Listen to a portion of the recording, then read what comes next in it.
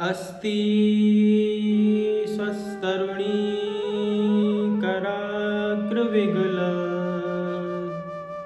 कल्पप्रसूनप्लुतम् वस्तु प्रस्तुतवेणुना दलहरी निर्वाण निर्व्याकुलम् स्रस्त स्रस्त निबद्धनी विविलिस गोपी सहस्राव्रतम् हस्तनयस्तनतापवर्गम् अखिलोदारं किशोरकृति अतुलितबलधामं हेमशैलावदेहं धनुजवनकृशानुं ज्ञानिनामग्रगण्यम् सकलगुणनिधानं वानराणामधीशम् रघुपति प्रिय भक्तं वातजातं नमामि लक्ष्मीनाथ समारंभां नाथयामुनिमध्यमाम् अस्मदाचार्यपर्यन्तां वन्दे गुरु परम्पराम् अज्ञानतिमिरान्धस्य ज्ञानाञ्जनशलाकया चक्षुरुन्मीलितं येन तस्मै श्रीगुरुवे नमः। तो हमने जो नवयोगेश्वर संवाद हमारा चल रहा था श्रीमद् भागवत जी का, उसमें हमने पहले बताया पार्ट 1 में कि निमि महाराज ने जो प्रश्न किया था, तो प्रथम जो योगेश्वर हैं कवि जी, उन्होंने उत्तर दिया था। उन्होंने पूछा था कि सभी मनुष्यों के कल्याण का जो मार्ग है वो क्या है। तो उन्होंने बड़ा सुंदर उत्तर दिया था, कायेन वाचा मनसेन्द्रियर्वा, अपनी वाणी से अपने मन से जो भी आपसे सेवा बन पड़ रही है, जो भी आपसे कार्य बन पड़ रहा है, कोई एक विशेष कार्य करने की आवश्यकता भक्त को नहीं है कि आप एक विशेष कार्य करेंगे, कोई अमुक विशेष कार्य करेंगे तभी आपको भगवान की प्राप्ति होगी। नहीं, आप जो भी कार्य कर रहे हैं उसको भगवान को समर्पित कर दीजिए, साक्षात नारायण को समर्पित कर दीजिए। जब वह कार्य आप नारायण को समर्पित कर देंगे तो वही कार्य जो है भगवत आराधन बन जाएगा। इसके ऊपर हम चर्चा कर रहे थे। वसुदेव जी के पुत्र होते हुए भी उनको संदेह था। देखिए, होता क्या है कि कोई वस्तु हमको बहुत सुलभ हो जाए, यदि कोई वस्तु हमारे लिए बहुत सुलभ हो जाए तो उसकी हम उपेक्षा कर देते हैं, उसका हम इतना आदर या इतना सम्मान हम उस वस्तु को नहीं देते, इतनी महत्व बुद्धि हमारी उस वस्तु में नहीं होती जो हमको बहुत जल्दी सुलभ हो जाती है। उस वस्तु के लिए हम बहुत प्रयास करते हैं जो हमको जल्दी सुलभ नहीं होती, जो हमारे लिए बहुत अधिक दुर्लभ है। जैसे कि आकाश में सूर्य नारायण साक्षात नारायण हैं, नित्य ही आते हैं, दर्शन देते हैं, किंतु हम लोगों को सूर्य नारायण के दर्शन की इतनी अभिलाषा नहीं होती। हमको क्या चाहिए कि दूर जाकर के कहीं तीर्थ में जाकर के भगवान का दर्शन करना, लेकिन साक्षात सूर्य नारायण आते हैं दर्शन देने के लिए, उनका दर्शन करने में कोई प्रीति नहीं, प्रवृत्ति नहीं है, क्योंकि वो बहुत सहज है।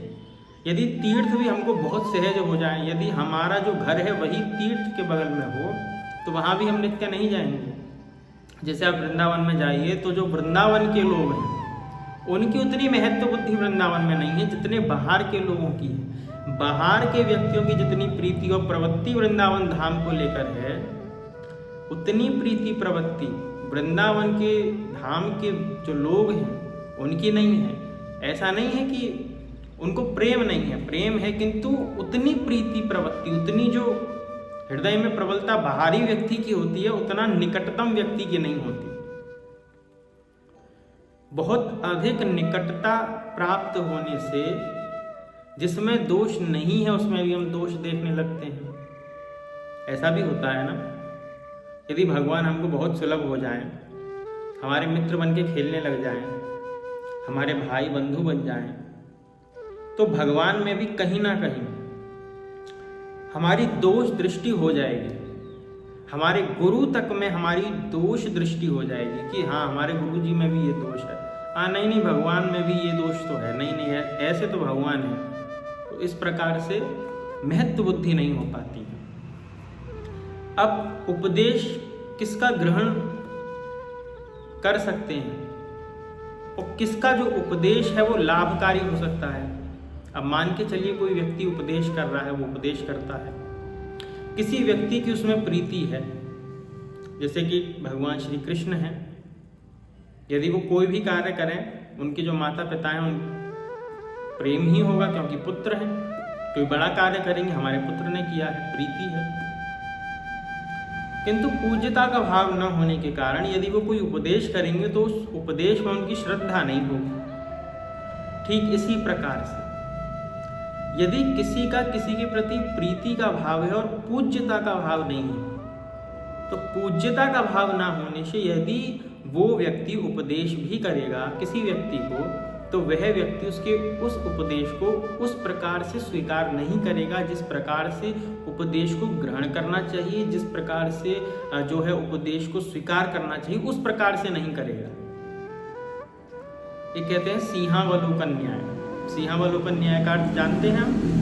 सिंहावलोकन न्याय का अर्थ होता है कि जिस प्रकार से शेर जो है बहुत लंबे मार्ग पर जाता है, किंतु कुछ समय के बाद पीछे मुड़ करके देखता है कि मैंने इतना मार्ग तय कर लिया, अब इसके बाद आगे के मार्ग पे जाना है। इसी को कहते हैं सिंहावलोकन न्याय। तो अभी हम देख रहे थे कि हम पहले पार्ट 1 में हमने कितना किया, पूर्व की भी थोड़ी बातें और अब आगे की थोड़ी बातें। तो इसी प्रकार से जो महत्व बुद्धि है वो किसके प्रति होगी? जो पूज्यतम होगा। जो पूज्यतम होगा उसके प्रति महत्व बुद्धि होगी, उसके उपदेश में भी महत्व बुद्धि होगी। अब जैसे देखिए, कोई व्यक्ति बहुत नामी हो, कोई व्यक्ति बहुत अधिक नामी हो, वो नामी व्यक्ति जो है यदि कोई छोटी सी बात भी कर दे, मतलब कि कोई ऐसी बात भी कर दे, कोई लॉजिक नहीं है उस बात में, कोई सेंस नहीं है उस बात का, ऐसी बात भी यदि वो कोई व्यक्ति कर दे, तो जो साधारण जनता है, जो साधारण लोग हैं, उसकी बात में ऐसी श्रद्धा करेगी कि न जाने इस व्यक्ति ने कौन सी बड़ी बात कह दी है, ये तो मतलब साक्षात ब्रह्म वाक्य है हमारे लिए, ये तो बिल्कुल मानने योग्य, भले ही वो बात मानने योग्य ना हो, किंतु उनको लगेगा कि ये बात मानने योग्य है। क्यों? क्योंकि इतने बड़े व्यक्ति ने कही है। वो केवल उसका पद देख रहे हैं, उसके मुख से जो वाक्य निकला है वो भले ही कितना भी कबाड़िया वाक्य हो, जैसे राष्ट्र के नेता होते हैं, वो कुछ भी बोलते हैं, कुछ भी वमन करते हैं अपने मुख से, किंतु फिर भी साधारण जनता की उसमें प्रीति प्रवृत्ति हो जाती है क्योंकि वो बहुत नामी है। और यदि कोई नामी व्यक्ति ना हो, उतना नामी ना हो, और यदि वो कोई बहुत अच्छी बात भी करे, किंतु उस अच्छी बात में भी उनकी उतनी महत्व बुद्धि नहीं होगी। जैसे कि गांधी जी, वो भले ही कोई घटिया बात करते हैं, लेकिन साधारण व्यक्ति की उसमें प्रीति प्रवृत्ति हो जाएगी। क्यों? क्योंकि गांधी जी ने बात कही है। अगर उसी बात को कोई साधारण व्यक्ति कहे तो प्रीति प्रवृत्ति नहीं होगी। क्यों? क्योंकि उतना नामी नहीं है गांधी जी जितना, बस ऐसे ही है। तो यहाँ पर इसीलिए ठाकुर जी ने जो उपदेश है वो स्वयं नहीं दिया वसुदेव जी को, वो किससे दिलवाया? नारद जी से, क्योंकि उनके पिताजी के भी वो पूज्य हैं, और क्योंकि पूज्य है तो संदेह का कोई उसमें कोई संदेह ही नहीं है, तो कोई संदेह नहीं है। और जब वो उनसे उपदेश ग्रहण करेंगे तो पूज्यता से, पूज्य बुद्धि से उपदेश है उसको स्वीकार भी करेंगे। तो इस प्रकार से जो ठाकुर जी हैं वो उपदेश उनसे दिलवाते हैं। अब आगे जो निमि राजा हैं वो प्रश्न करते हैं ठाकुर जी नव योगेश्वर जी से। आगे क्या प्रश्न करते हैं कि मुझे ये बताइए भगवान कि भगवत भक्तों के लक्षण क्या हैं। कोई विशिष्ट व्यक्ति हो और हमें मिलने की उससे बड़ी अभिलाषा हो कि भाई आज इस व्यक्ति से हमको मिलना है, चाहे हमको देखना है भाई ये व्यक्ति उठता कैसे है, बैठता कैसे है, चलता कैसे है, बोलता कैसे है, हमें देखना है। जैसे कि किसी के स्कूल में या किसी के कॉलेज में कोई व्यक्ति टॉपर हो, है ना, तो क्या होता है कि भाई ये व्यक्ति कैसे पढ़ाई करता है, हमें इसकी टेक्निक जाननी है, हमें इसकी ट्रिक जाननी है कि करता क्या है सारा दिन, ये टॉप करता है, ये कैसे पढ़ता है, ये कैसे लोग मतलब ये लोगों से फिर व्यवहार कैसे करता है, ये कब खेलने जाता है, कब ये अपना टाइम पास करता है और कितने घंटे ये पढ़ाई करता है। तो ऐसे ही निमि महाराज जो है वो प्रश्न करते हैं योगेश्वर जी से कि भगवत भक्तों के लक्षण क्या हैं, वो बोलते कैसे हैं, वो उठते कैसे हैं, उनके चलने का तरीका क्या है। तो यहाँ पर जो दूसरे योगेश्वर जी हैं हरि, वो उत्तर देते हैं और वो बताते हैं राजा को कि यहाँ पर देखिए 3 भक्त हैं। एक भक्त है उत्तम कोटि का। उत्तम कोटि के भक्त के लक्षण क्या है, यहाँ पर हरि जी जो हैं वो बताते हैं सर्वभूतेषु या पश्येत् भगवद् भावम् आत्मना भूतानि भगवत्या मन्येषा भागवतोत्तमाः। जो समस्त प्राणियों में भगवान का दर्शन करता है, सिया राममय सब जग जानी, जो समस्त प्राणियों में सभी भूतों में भगवान का दर्शन करता है उस सर्वोत्तम कोटि का भक्त कहा गया है, हरि जी कहते हैं। और मध्यम कोटि का भक्त कौन है, तो बताते हैं हरि जी ईश्वरे तद्धिनेषु बालिशेषु द्विषत्सु च प्रेम मैत्री कृपोपेक्षा या करोति समध्यमाः। जो भगवान से प्रेम करता है, ध्यान से सुनना, मध्यम कोटि का भक्त कौन है, उत्तम कोटि का कौन था, जो सभी में भगवान का दर्शन करता है वो उत्तम कोटि का। मध्यम कोटि का भक्त कौन है, जो भगवान से प्रेम करता है, भक्तों से मित्रता का व्यवहार करता है, अज्ञानियों पर दुखियों पर जो कृपा करता है, और जो व्यक्ति भगवान से द्वेष रखते हैं, जो ईर्ष्या करते हैं या जो उनके विषय में अभद्र भाषा का प्रयोग करते हैं, ऐसे जो लोग हैं, जो आप जिनको नास्तिक भी कह सकते हैं, ऐसे जो लोग हैं उनकी जो भक्त है वो उपेक्षा कर देता है, वो मध्यम कोटि का भक्त कहा गया है। वो ऐसे लोगों से कोई व्यवहार नहीं रखता, ऐसे लोगों से वो कोई बातें नहीं करता, ना उनकी सुनता है ना उनको सुनाता है, कोई व्यवहार नहीं, कोई बात नहीं, उनकी उपेक्षा कर देता है। अब बताया गया कि तीसरी कोटि का भक्त कौन सा है। अब देखिए, उत्तम बता दिया, मध्यम बता दिया, अब आप कहेंगे कि अधम भक्त होगा।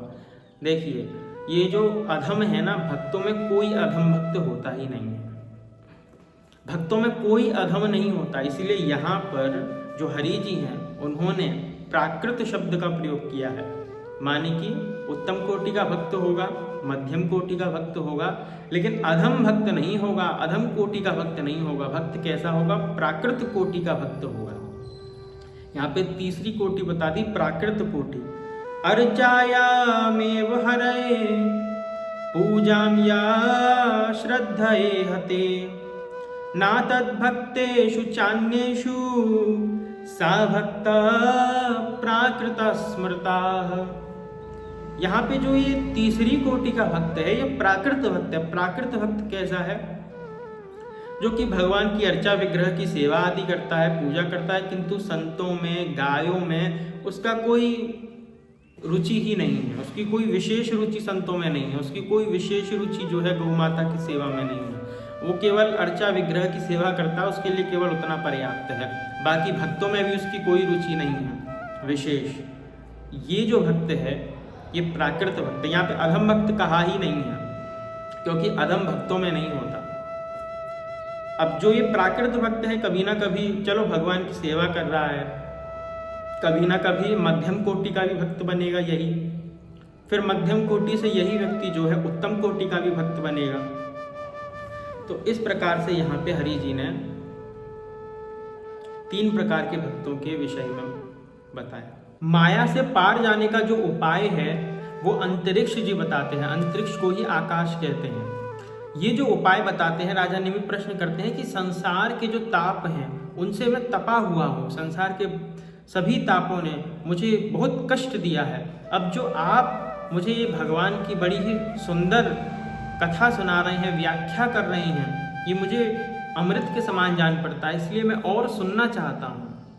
तो इस प्रकार से राजा निमि जो हैं वो और जिज्ञासा करते हैं जानने की कि भगवान की माया से पार कैसे पाया जाए। तो यहाँ पर अंतरिक्ष जी उत्तर देते हैं कि भगवान की जो माया है वो अनिर्वचनीय है, इसका पार पाना संभव नहीं है और ना इसके बारे में कुछ कहा जा सकता है। भगवान की जो माया है, अब देखिए पंचभूतों से हमारे शरीर का निर्माण हुआ है और इसी में जो व्यक्ति है आत्मा बुद्धि कर लेता है कि जो ये हमारा शरीर है वही आत्मा है। जैसे आप असुरों को देखिए, असुर क्या करते हैं, वो देहात्म भाव से भावित होते हैं। अब वो जो ये शरीर है इसी को आत्मा मान लेते हैं, इसीलिए हर राक्षस जो है वो अमर होना चाहता है। हर राक्षस तपस्या करता था, हर असुर तपस्या करता था, वरदान मांगता था ब्रह्मा जी से कि मैं अमर हो जाऊं। भस्मासुर ने भी वही किया, रावण ने भी वही किया और जितने असुर हुए जिन्होंने घोर तपस्या की भगवान की, बस इसी वरदान को पाने के लिए हिरण्यकश्यप ने बड़ी चालाकी से ब्रह्मदेव जी से वरदान प्राप्त किया कि मैं दिन में ना मरूं, रात में ना मरूं, पशु पक्षी किसी के हाथों मेरी मृत्यु ना हो। बड़ी चालाकी से, इतना चालाक था कि चाहता था कि मैं अमर हो जाऊं। अब तो मुझे कोई मार ही नहीं सकता, क्यों? मैंने ब्रह्मा जी से ऐसा वरदान प्राप्त कर लिया, ना अस्त्र से मरूंगा ना शस्त्र से मरूंगा, तो ना तो विष्णु मेरे पे सुदर्शन चक्र चला सकता है, ना महादेव मेरे ऊपर त्रिशूल छोड़ सकते हैं, ना ब्रह्मा जी ब्रह्मास्त्र छोड़ सकते हैं, ना इंद्र अपना वज्र छोड़ सकता है, ना अग्नि से मर सकता हूँ। तो मुझे कोई टेंशन ही नहीं है, मेरी चिंता ही खत्म हो गई। अब तो आप मत दो मेरे को अमरता का वरदान। उसने केवल एक कुछ कारणों को अपने ध्यान में लाया कि इन मृत्यु क्या होती है, मृत्यु किसी कारण से होती है। तो उस व्यक्ति ने, हिरण्यकश्यपु ने, उन कारणों का विचार किया कि किन किन कारणों से मृत्यु हो सकती है।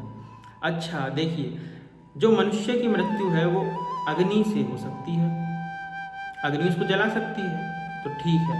अब देखिए भगवत गीता का अध्ययन कीजिए तो भगवान कृष्ण ने क्या कहा कि नैनम छिद्दंति शस्त्राणि नैनम देहति पावका नाश्चैनम क्ले दंतपो ना शोष्यति मारुता। मान कि आत्मा को ना कोई जला सकता है, ना आत्मा को कोई अस्त्र शस्त्र काट सकता है, मार सकता है। बस जो ये सिद्धांत है ना गीता जी का, ये आत्मा के लिए है, किंतु हिरण्यकश्यपु ने इसी सिद्धांत को शरीर के ऊपर लागू करके वरदान प्राप्त कर लिया भगवान से कि मैं किसी अस्त्र शस्त्र से ना मरूं, अग्नि मुझे जला ना सके और न वायु मुझे सुखा सके, मैं न दिन में मरूं और न रात में मरूं। तो उसने कुछ कारण सोचे, किंतु इन कारणों के भी जो परे हैं वो भगवान है, वो परम कारण है। वो कोई ना कोई कारण निकाल लेता, कोई लूप होल जो हिरण्यकश्यपु ने छोड़ दिया वो भगवान ने ले लिया और हिरण्यकश्यपु की मृत्यु आ गई। तो इस प्रकार से जो राक्षस होते हैं वो भी देहात्म भाव से भावित होते हैं, जो शरीर है इसको ही आत्मा मान लेते हैं, इसमें आत्मबुद्धि कर लेते हैं। तो जिस व्यक्ति ने अपने मन के ऊपर कभी विजय प्राप्त नहीं की, ऐसा व्यक्ति भगवान की माया का पार पा ही नहीं सकता, ना ही उस माया को अनायास ही वह पार कर सकता है। अब यहाँ पे राजा निमि प्रश्न करते हैं कि जो व्यक्ति अनायास ही भगवान की माया को पार कर जाता है, जो व्यक्ति, भगवान की माया इतनी दुर्लभ है कि उसका कोई पार नहीं पा सकता, किंतु यहाँ पर ये कह रहे हैं कि जो व्यक्ति ने अपने मन को वश में नहीं किया और जो लोग शरीर आदि में आत्मबुद्धि भी रखते हैं, जैसे कि राक्षस इत्यादि हो गए, और आज भी देहात्म भाव से भावित शिक्षा पद्धति ही जो है भारत में चल रही है।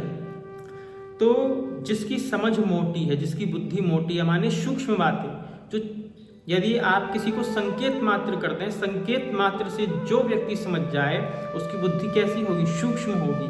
माने कि केवल आपने एक छोटा सा संकेत मात्र किया और उस संकेत को ही उसने बहुत बड़ी व्याख्या अपने आप ही, उसके लिए बहुत बड़ी व्याख्या करने की आवश्यकता नहीं पड़ी, वो एक संकेत की इतनी बड़ी व्याख्या समझ गया। जैसे कि श्रीमद् भागवत जी का जो ज्ञान आता है, प्रारंभ में भगवान नारायण ने ब्रह्मा जी को दिया, केवल 4 ही श्लोक बोले, जिसको हम चतुश्लोकी भागवत कहते हैं। उसी भागवत को ब्रह्मा जी ने नारद जी को भी दिया, केवल 4 श्लोक में सुनाई। माने कि केवल यहाँ पे संकेत मात्र से पूरी भागवत को समझा दिया गया। किंतु यहाँ पर मनुष्य की बुद्धि कितनी मोटी हो गई है कि हमको 18,000 श्लोक जो है व्यास जी ने सुलभ कराए। नारद जी ने व्यास जी को भी यही भागवत जो है 4 श्लोकों में ही सुनाई। इन्हीं 4 श्लोकों का जो है 18,000 श्लोकों में बृहद व्याख्या व्यास जी ने कर दी। मानिए कि व्यास जी जानते थे कि जो कलयुग के मनुष्य, उनकी बुद्धि इतनी मोटी है, 4 श्लोकों में अब भागवत समझ नहीं पाएंगे। नाना तरीके के गद्य पद्य, नाना प्रकार की इनको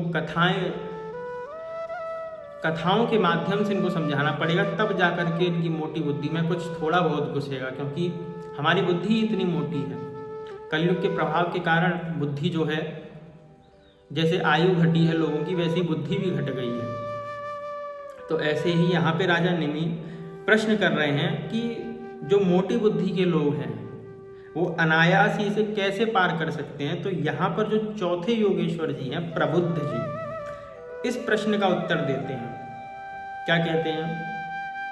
तस्मात् गुरुं प्रपद्येत जिज्ञासु श्रेय उत्तमम् शाब्दे परे च निष्णातं ब्रह्मण्योपश्रमाश्रयम्। तस्मात् गुरुं प्रपद्येत जिज्ञासु श्रेय उत्तमम् शाब्दे परे च निष्णातं ब्रह्मण्य उपश्रमाश्रयम्। यहाँ पे कहते हैं कि जो जिज्ञासु हो, जो व्यक्ति अपने अंदर जिज्ञासा रखता हो किसी विषय को जानने की, वही व्यक्ति समझ सकता है। माने कि यहाँ पे बताया गया कि एक गुरु की आवश्यकता हर व्यक्ति को होती है अपने जीवन में, कि वो इस भगवान की जो ये माया है इसको समझ सके, संसार बंधन से छूट करके भगवत प्राप्ति को सुलभ कर सके। गुरु की आवश्यकता हर व्यक्ति को होती है। किंतु इसमें बताया गया कि गुरु होना कैसा चाहिए, बोले शाब्दे परे च निष्णातम, माने कि उसकी शब्द ब्रह्म में माने कि वेदों में पारंगत होना चाहिए, विद्वान होना चाहिए, निष्पृह होना चाहिए, संसार से लोभी नहीं होना चाहिए विषयों का, ऐसा गुरु होना चाहिए। ऐसा गुरु होगा वही जो है शिष्य को समझा सकता है। अब कई सारे लोग ऐसे होते हैं जो ये कहते हैं कि हमको तो गुरु ही ऐसे नहीं मिले, खोजने जाए तो ऐसे गुरु मिले कहाँ, बड़ी समस्या है आजकल गुरुओं की। तो देखिए, जब किसी व्यक्ति के अंदर शिष्यत्व जो है वो जागृत हो जाता है, जिस व्यक्ति के अंदर शिष्यत्व आ गया, गुरु उसको स्वयं प्राप्त हो जाते हैं, गुरु उसको स्वयं ढूंढ लेते हैं। शिष्य को गुरु को ढूंढने की आवश्यकता नहीं पड़ती, किंतु शिष्यत्व तो जागृत हो। अभी शिष्यत्व जागृत नहीं है और कहते हैं कि हमको गुरु ही नहीं मिला। न तो नारद जी कहीं पर गए हुए हैं, न सुखदेव जी कहीं गए हैं, न व्यास जी कहीं पर गए हैं, कोई कहीं नहीं गया। सब यहीं विचरण करते हैं और देखते हैं कि कौन व्यक्ति योग्य है, कौन व्यक्ति अयोग्य है। जैसे वर्षा का जल यदि आ रहा हो, किसी के पास यदि पात्र होगा तो पात्र में वर्षा का जल ठहर जाएगा, किंतु यदि पात्र नहीं होगा तो वही वर्षा का जल नाली में होता हुआ बह जाएगा। तो ठीक इसी प्रकार से यदि आप कुपात्र हैं, यदि आप सच्चे पात्र नहीं हैं उस ज्ञान के, तो जितने भी ऋषि मुनि हैं जो वायुमंडल में विचर रहे हैं वो आपको इग्नोर करके आगे बढ़ जाएंगे। किंतु यदि उन्होंने देखा, आपके ऊपर उनकी दृष्टि पड़ी कि ये जो व्यक्ति है वास्तविकता में सच्चा पात्र है, सच्चा शिष्य है, इसको ज्ञान देना चाहिए, उनको लगेगा वो आपको अवश्य देंगे, वो वहीं ठहर जाएंगे। शिष्य को देख करके जो गुरु का ठहराव है वो वहीं हो जाता है, नहीं तो वो आगे चले जाते हैं। तो सबसे बड़ी बात है कि आपको ऐसा पात्र बनना पड़ेगा। अब व्यक्ति पात्र नहीं है, पात्र है नहीं, किंतु दिखावा उसके अंदर बहुत अधिक आ गया। अब दिखावा आप करते रहिए संसार में, अब दिखावा आप 4 लोगों के समक्ष कर सकते हैं, किंतु जो सिद्ध कोटि के पुरुष हैं उनके समक्ष कोई दिखावा नहीं चलता। उनके समक्ष तो योग्यता चलती है, योग्यता के बल पर ही निर्णय किया जाता है। वहाँ पे कोई रिजर्वेशन नहीं चल रहा है कि तुम्हारा नंबर आएगा, रिजर्वेशन के बल पे तुम्हारा नहीं आएगा। वहाँ पे ये सब कार्य नहीं होता। जितनी आपके अंदर योग्यता है उतनी योग्यता के बल पर आपको महापुरुष जो है ज्ञान देंगे।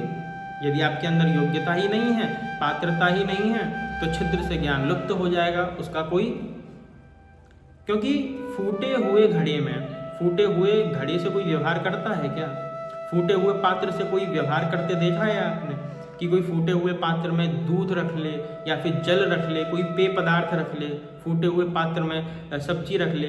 आपने कोई व्यक्ति ऐसा देखा है? फूटे हुए पात्र से भी कोई व्यवहार करना नहीं चाहता। क्यों? क्योंकि सब जानते हैं इसमें कुछ भी रखेंगे व्यर्थ है रखना, सब कुछ बेकार हो जाएगा। ठीक इसी प्रकार से महापुरुष भी जानते हैं कि ये पात्र नहीं है, छिद्र वाला पात्र है, ये छिद्र वाला पात्र है, और इसमें यदि हम कोई भी ज्ञान देंगे तो रखने का कोई लाभ नहीं है, ये सब बह जाएगा। इसलिए सर्वाधिक आवश्यकता है आपको सच्चा पात्र बनने की, तभी गुरु की आपको प्राप्ति होगी।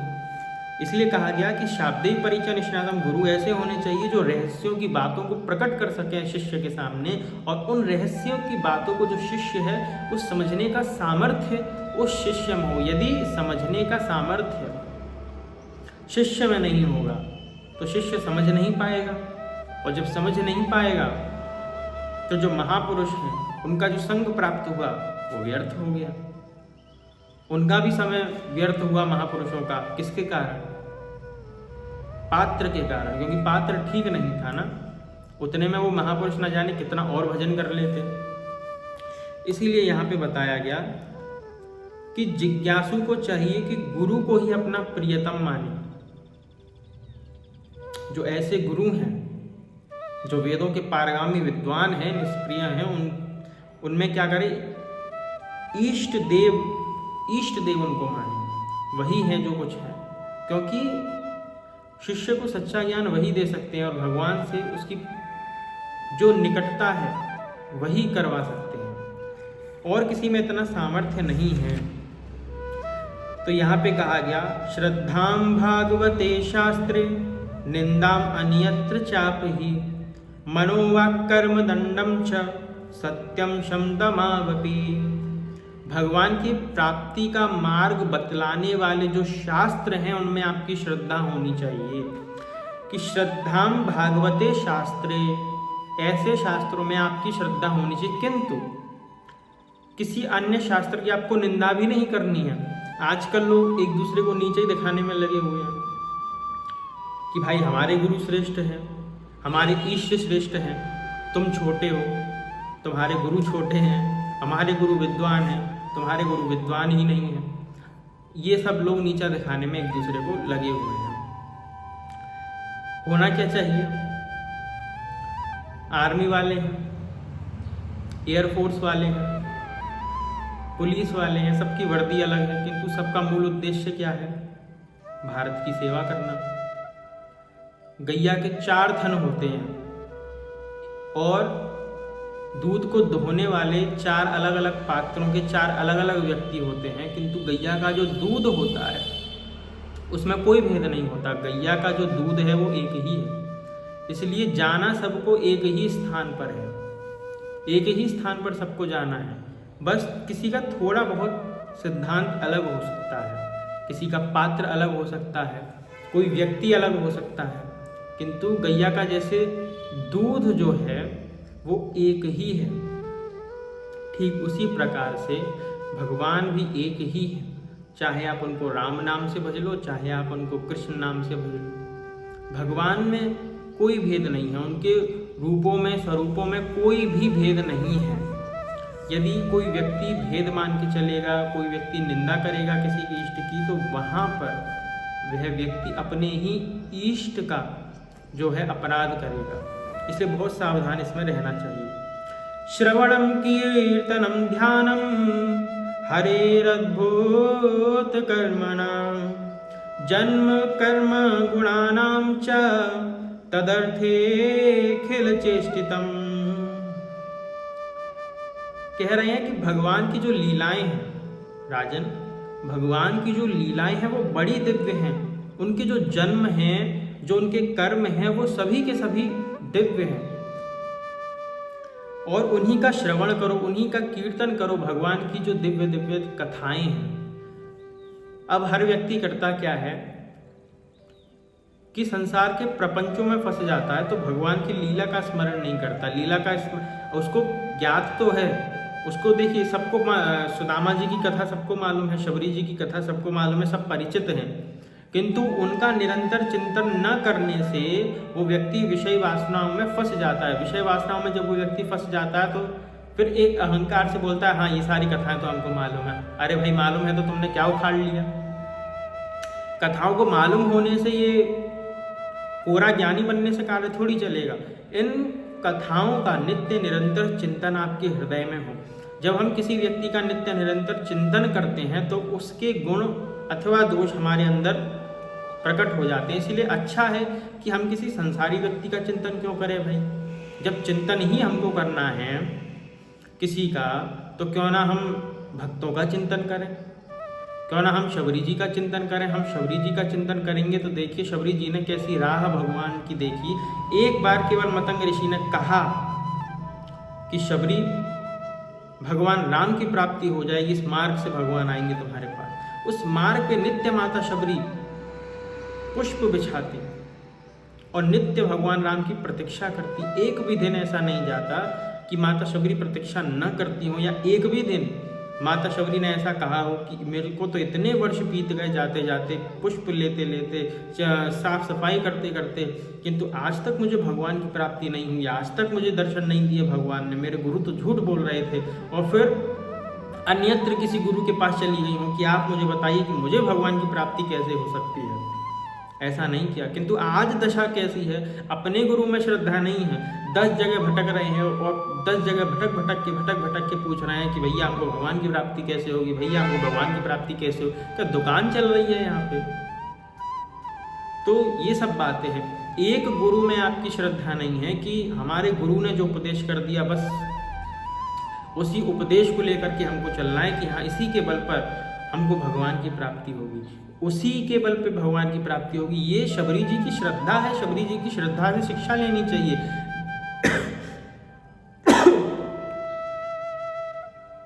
जब चिंतन होगा नारायण, जब चिंतन होगा नित्य निरंतर हमको शबरी जी की कथाओं का, सुदामा जी की कथाओं का नित्य निरंतर हम चिंतन करेंगे कि सुदामा जी कितने बड़े भक्त थे, कितने बड़े ज्ञानी थे, किंतु फिर भी 1 रुपया किसी से लेते नहीं थे। ये चिंतन जब नित्य निरंतर बनेगा तब उन महापुरुषों की, उन भक्तों के जो गुण है वो आपके हृदय के अंदर प्रविष्ट होंगे, आप उनके जैसा बन जाएंगे। किंतु चिंतन हमसे बनता नहीं और बस यही पूछते रहते हैं सारा दिन कि भैया भगवान की प्राप्ति कैसे होगी, भैया तुम बता दो, भैया तुम बता दो। इससे कार्य नहीं चलता। इष्टम दत्तम तपो जप्तम वृत्तम यच्चात्मनः प्रियम दारान सुतान गृहान प्राणान यत् परस्मै निवेदनम। यहाँ पे कहा गया कि यज्ञ, दान, तप, जप, सदाचार का पालन, स्त्री, पुत्र, घर, अपना जीवन, प्राण तथा जो कुछ अपने को प्रिय लगते हों सबका सब भगवान के चरणों में निवेदन करना और उन्हें सौंप देना चाहिए।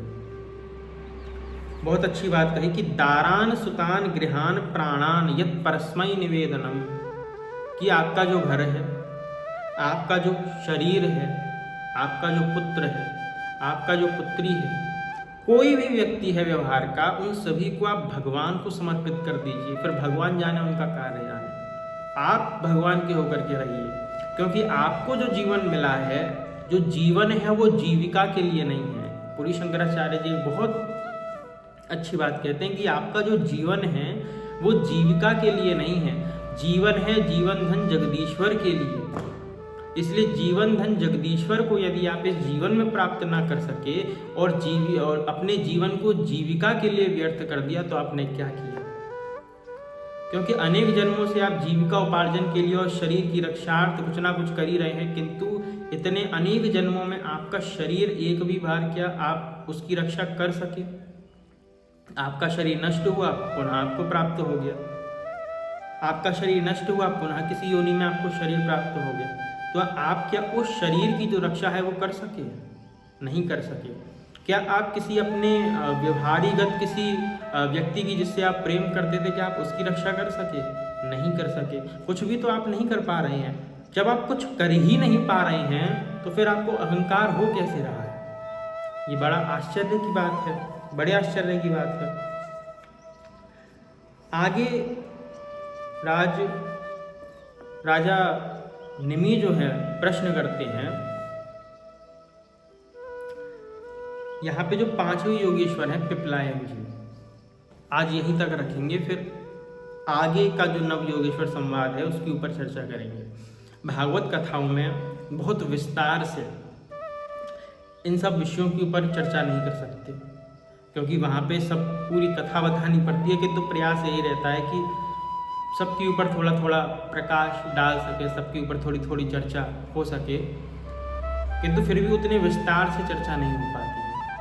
तो यहाँ पर तो हम आराम से चर्चा कर सकते हैं, कोई संगीत नहीं, कोई गीत नहीं है, एक एक श्लोक के ऊपर चिंतन व्यक्त कर सकते हैं यदि करना चाहें तो यहाँ पे जो राज ऋषि निमि हैं वो क्या पूछते हैं, प्रश्न करते हैं, मुझे ये बतलाइए कि परब्रह्म परमात्मा का जो नारायण नाम से वर्णन किया जाता है उनका स्वरूप क्या है? पिपलायन जी उत्तर देते हैं, स्थित्युद्भव प्रलय हेतुरहे तुरस्य यत् स्वप्न जागर सुसुप्तिषु सद्बहिश्च देहेन्द्रिया सुहृदयानि चरन्ति येन संजीवितानि तदवेहि परम नरेंद्र। तो यहाँ पे जो पिपलायन जी है वो कहते हैं कि स्थित्युद्भव प्रलय हेतु रहेतु रस्य, यानी कि जो स्थिति है, प्रलय है, भगवान क्या करते हैं?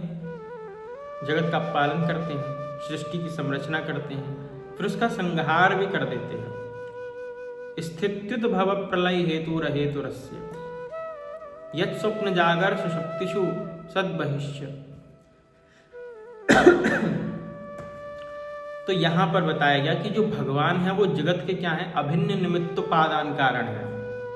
अभिन्न निमित्तोपादान कारण माने कि भगवान ही जगत बनते भी हैं और भगवान जगत बनाते भी हैं।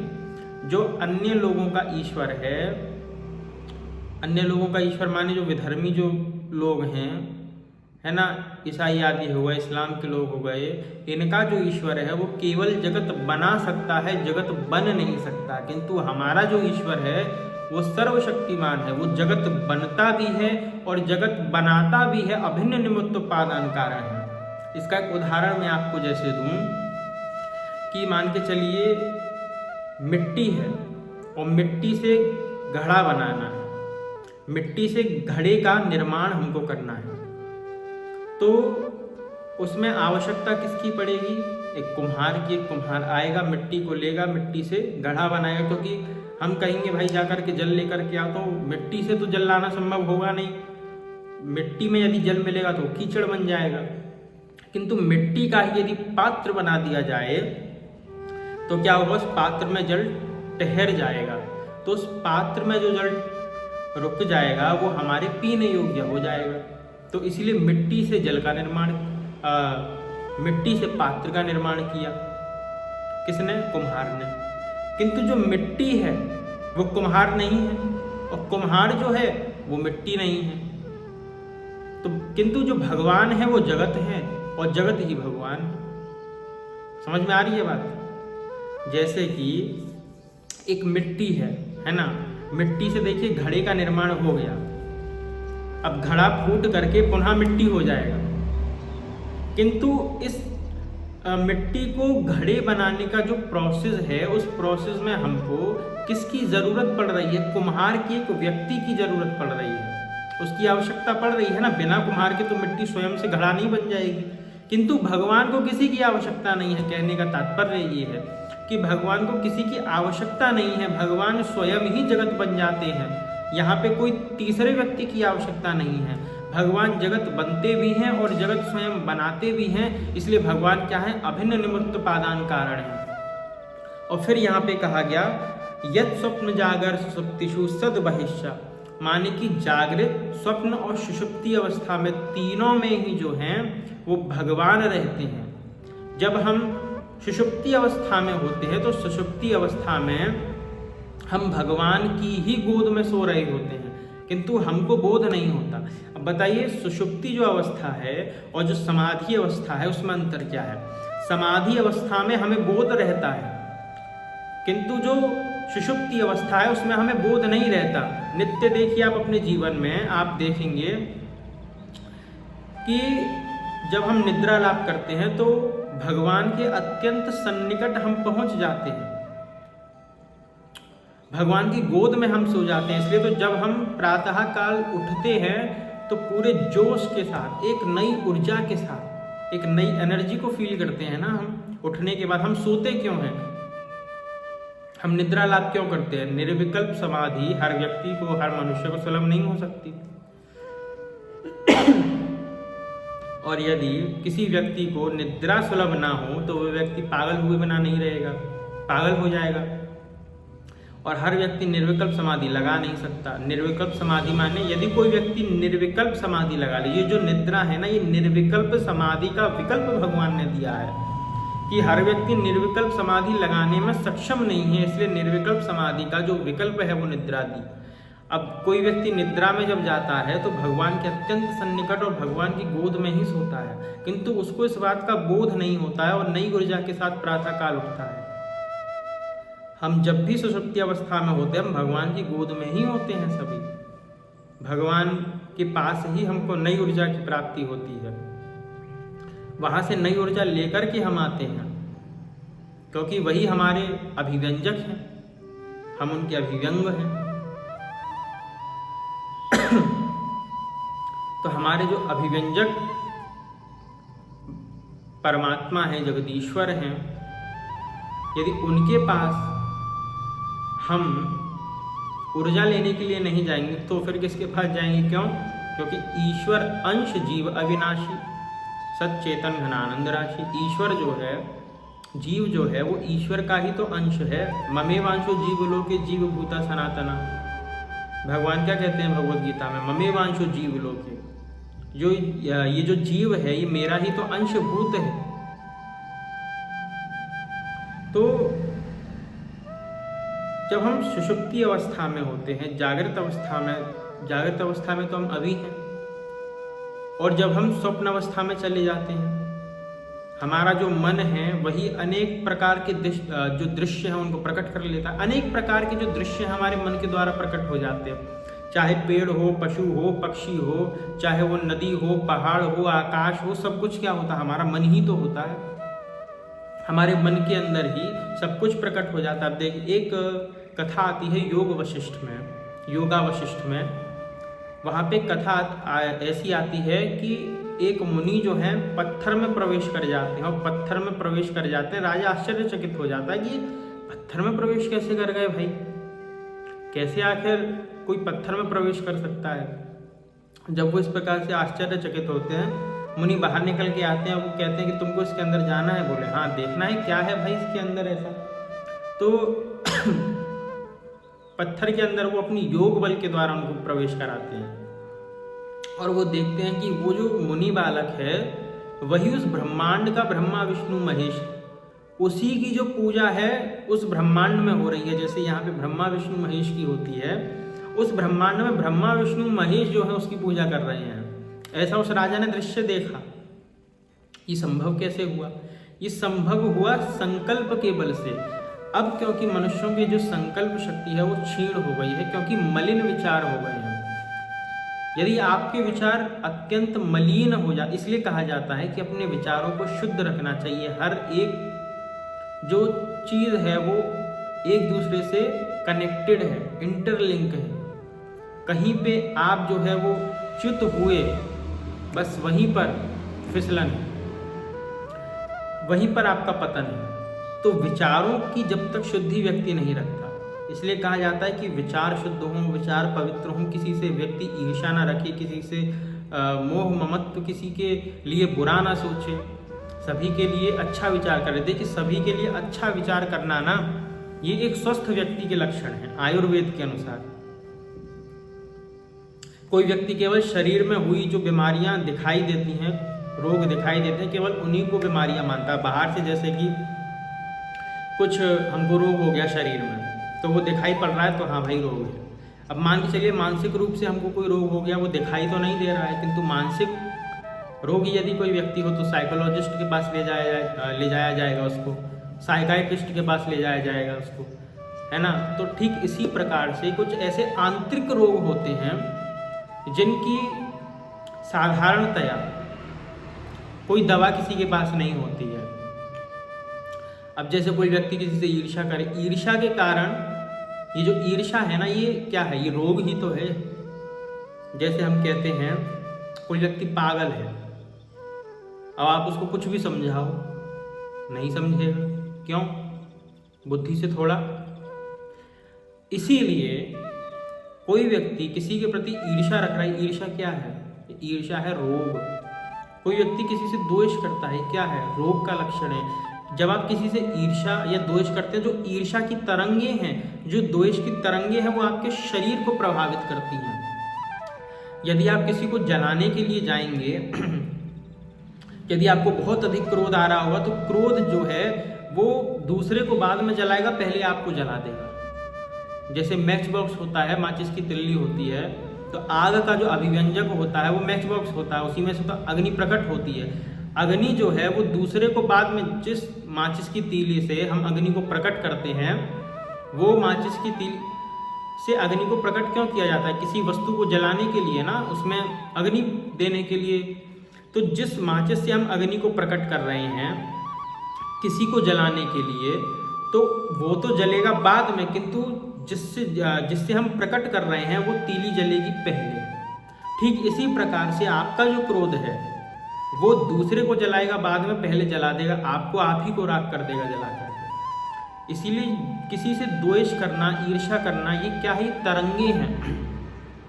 और ये जो तरंगे हैं ये आपके शरीर में सदैव के लिए रह जाती हैं। और ये जो तरंगे रह जाती हैं, इनका इलाज किसी डॉक्टर के पास नहीं है। आयुर्वेद में इनको रोग माना गया है। यदि कोई व्यक्ति किसी से ईर्ष्या करे और वो व्यक्ति रोगी है, तो आज आप सोचिए कि कितने सारे जो लोग हैं वो रोगी हैं। अब किंतु ये जो रोग है, अब इसका उपचार करने के विषय में कोई सोचता नहीं है कि हम इसका उपचार भी कर लें कुछ। अब इसका उपचार करने के लिए उसको संतों के शरण में जाना पड़ेगा। भाई वही इसके वैद्य हैं वास्तविकता में देखा जाए तो। भगवत भक्तों की शरण में जाना पड़ेगा, क्योंकि ईर्ष्या और द्वेष को, काम को, क्रोध को वो व्यक्ति कैसे शांत कर सकता है? संतों की शरण में जाकर के, भगवत भक्तों की शरण में जाकर के शांत कर सकता है। ये जो रोग हैं ये सामान्य रोग नहीं है। इनकी जो तरंगे हैं, काम के विषय में, क्रोध के विषय में कोई व्यक्ति विचार करता है तो इनकी जो तरंगे हैं उस व्यक्ति के शरीर पर प्रभाव डालती हैं। उनका प्रभाव जन्म जन्मांतर तक उसके शरीर में रह जाता है। इसी के कारण यही हो गया कर्म बंधन, और इस कर्म बंधन से फिर व्यक्ति छूट नहीं पाता।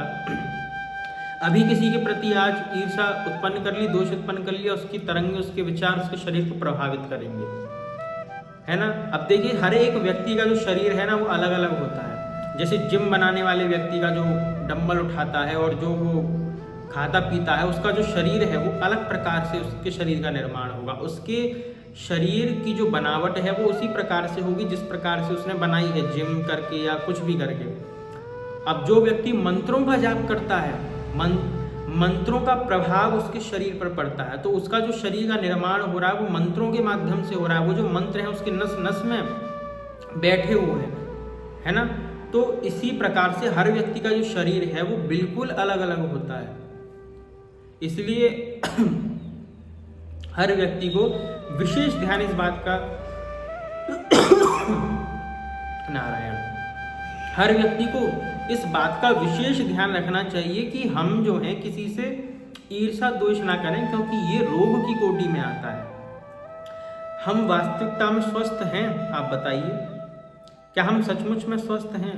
केवल शरीर की स्वस्थता ही स्वस्थता नहीं है, मानसिक रूप से भी व्यक्ति को स्वस्थ होना चाहिए। किंतु कहाँ है व्यक्ति स्वस्थ आज? किसी भी व्यक्ति से ईर्ष्या करने लगता है, क्रोध करने लगता है, कामी हो गया है, तो वह व्यक्ति स्वस्थ नहीं हो सकता। वह व्यक्ति तो रोगी है और जन्म जन्मांतर का रोगी है। नए नए कर्म बंधनों को प्रकट कर लेता है, स्वयं ही नए नए बंधनों में बंधता जाता है। तो इस प्रकार से आप देखिए, दधीचि ऋषि मंत्रों के प्रभाव से उनके शरीर का प्रभाव कैसा था कि उन्हीं के शरीर की हड्डियों से वज्र का निर्माण हुआ। अब हर एक शरीर से तो वज्र का निर्माण नहीं हो सकता। कौन व्यक्ति है जो शरीर से इतना प्रभावशाली अस्त्र का निर्माण कर ले? देवराज इंद्र के पास जो वज्र है वो दधीचि ऋषि की हड्डियों का बना हुआ है। अब हर किसी की, अब जो जिम वाले हैं उनका शरीर तो दिखने में बहुत तगड़ा होता है, किंतु क्या उनके शरीर से किसी ऐसे अस्त्र का निर्माण हो सकता है? बिल्कुल नहीं हो सकता। तो ये प्रभाव होता है मंत्रों का, अलग अलग विचारों का, अलग अलग शक्तियों का। कोई व्यक्ति गाली देता है किसी व्यक्ति को, तो जो गाली का प्रभाव है वो आपके शरीर पे पहले होगा, उसके शरीर पे तो बाद में होगा, आपके शरीर पे पहले होगा। ये जो शब्द हैं आकाश में गूंजते हैं।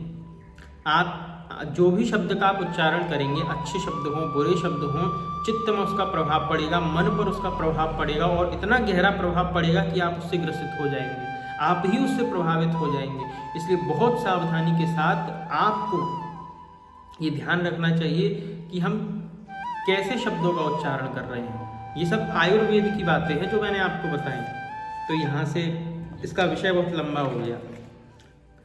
आगे का जो श्लोक है पिपलायन जी बता रहे हैं, जिसको हम पार्ट 3 में इसके ऊपर चर्चा करेंगे। जय श्री कृष्ण।